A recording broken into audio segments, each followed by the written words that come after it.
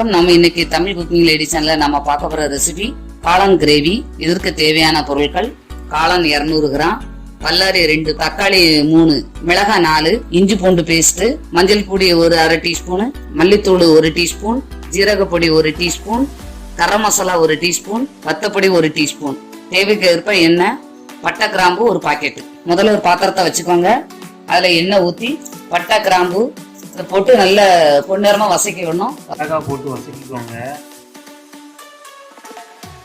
வசக்கின பிறகு பல்லாரி போடணும். பல்லாரி போட்டு வசக்கின பிறகு பல்லாரி நல்லா வதங்க. கொஞ்சம் உப்பு சேர்த்துக்கோங்க.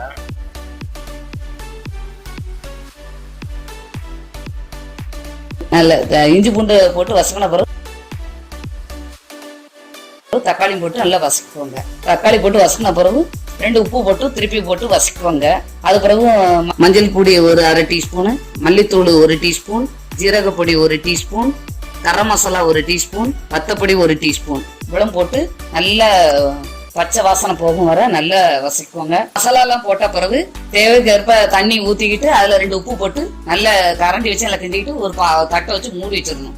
தட்டை வச்சு மூடினா ஒரு 5 நிமிஷம் நல்லா கொதிச்சுட்டு வரும். அந்த கொதிச்சுட்டு வர சமயத்துல நம்ம காளானை நல்லா கழுவி நல்லா சுத்தம் பண்ணி 2 துண்டா வெட்டி வச்சிருக்கணும். அந்த இதுல நல்ல கிரேவி நல்லா கெட்டி ஆகிட்டே இருக்கும். அந்த டைம்ல அந்த காளானை போட்டு நல்லா கிண்டி விட்டுட்டு திருப்பி நம்ம ஒரு தட்டு போட்டு ஒரு 5 நிமிஷம் மறுபடியும் மூடி வைக்கணும். மூடி வச்சதுக்கு பிறகு சுவையான காளான் ரெடி. நீங்களும் இந்த காளான் கிரேவியை செய்து பார்த்துட்டு எனக்கு கமெண்ட் பண்ணுங்க. எல்லாருக்கும் ரொம்ப பிடிக்கும். நீங்களும் ட்ரை பண்ணி பாருங்க. காளான் கிரேவி ரெடி.